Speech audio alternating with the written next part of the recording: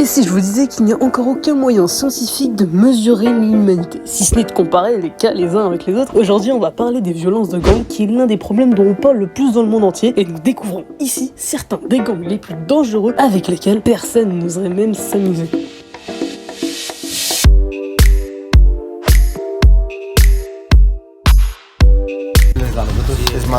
Es más difícil, tenemos que hacer una cosa y hacer otra y a veces hacer cosas que no queremos hacer para solventarnos.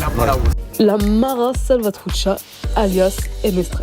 Absolument rien n'est interdit à ce gang californien. Je m'explique. D'abord, ses membres fondateurs étaient un groupe de réfugiés salvadoriens. Ce gang, qui compte en moyenne 70 000 membres, oui ça fait un petit peu beaucoup, comprend des bêtes impitoyables, et ça je m'explique, parce qu'ils sont prêts à tuer aussi bien des femmes que des enfants. Ils sont connus pour leurs meurtres sous contrat et leur trafic de marijuana, et opèrent pratiquement dans toute l'Amérique du Nord et centrale. La Cosa Nostra. La Cosa Nostra est une expression italienne qui se traduit par notre chose en anglais. Alors, évidemment, je pense que la majorité d'entre vous connaissent ce gang, parce qu'il s'agit de la mafia sicilienne dont les racines remontent au premier jour du Lower East Side de la ville de New York. Ses membres s'appellent hommes d'honneur, mais le public les appelle mafiosi, ce qui signifie en gros fanfaronnade. On prétend qu'il compte environ 25 000 membres et selon certaines sources 250 000 affiliés dans le monde en entier. Les principales fonctions de la mafia sont le racket de protection, le règlement des litiges illégaux, le traitement, le tri des accords et enfin la transaction illégale. Pour trouver l'ambiance de la Cosa Nostra, je vous conseille de regarder à nouveau Godfather, ça vous explique concrètement ce qui se passe avec la Cosa Nostra. Le cartel de la Sinaloa. Le cartel de la Sinaloa est aussi dangereux qu'il y paraît. Vous connaissez tous cette fameuse série sur Netflix qui s'appelle Narcos, et ça représente un tout petit peu ces faits-là. Ce gang mexicain est assez connu pour tuer des gens devant les caméras et les mettre en ligne. Ce gang s'est fait un nom en tant que membre d'un cartel de la drogue légendaire, la cocaïne. Son PDG est également connu sous le nom d'El Chapo Joaquín Guzmán Loera. A été inclus par Forbes dans sa liste des personnes les plus puissantes du monde. Il est tellement puissant qu'il a réussi à s'échapper à 2 reprises des prisons les plus sûres du monde.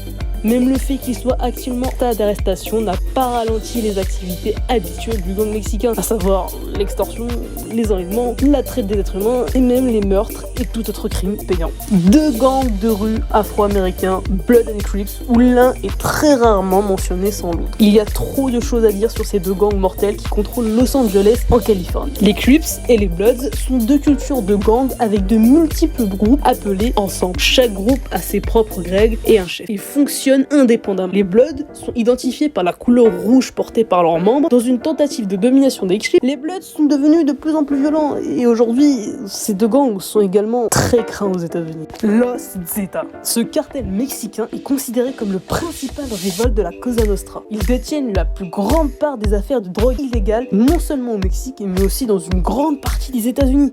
Ce gang mexicain est responsable de meurtres, de masse et de destruction incomparables pour soutenir leur commerce de la drogue. La 18e Street Gang. Il s'agit d'un gang de rue rival de Blood and Crips. Ce qui les différencie des autres gangs de rue est qu'il s'agit d'une organisation criminelle transnationale multitechnique, essentiellement centra-américaine et mexicaine. Il a été rapporté qu'en moyenne, chaque jour, une personne dans le pays de Los Angeles est agressée ou volée par un membre du 18e gang de rue. Le nombre de victimes serait 3 fois plus élevé que celui de tout autre gang rival, ce qui les rend encore plus dangereux, c'est leur sophistication. Ils ont inspiré des films et sont connus même par les civils. Les triades, vous connaissez tous les triades qui sont basées à Hong Kong. Elles opèrent à l'échelle mondiale dans le domaine du trafic de drogue, leur activité principale étant la traite des êtres humains, les jeux illégaux, le trafic de drogue, la contrefaçon, le trafic d'armes, la prostitution, l'enlèvement, le blanchissement d'argent, le prêt d'usuraire, l'extorsion et notamment le vol et le meurtre. Les triades comptent environ 20 000 membres répartis sur toute la planète.